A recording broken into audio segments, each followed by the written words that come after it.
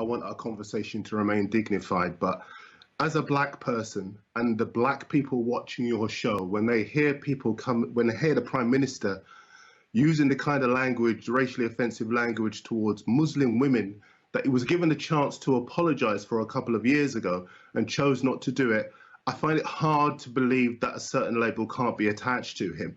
And when you look at the stuff, and you've been suggesting it, Richard, that he said before in the past, I don't want to repeat it on the show, those words matter. If you're an employee somewhere and you come up with that kind of thing, you're reprimanded, maybe even sacked. If you work in a school, if you work in football, I work in football, I've heard the kind of thing that people have said, very similar to what we've heard from the Prime Minister, and people have been sacked for that.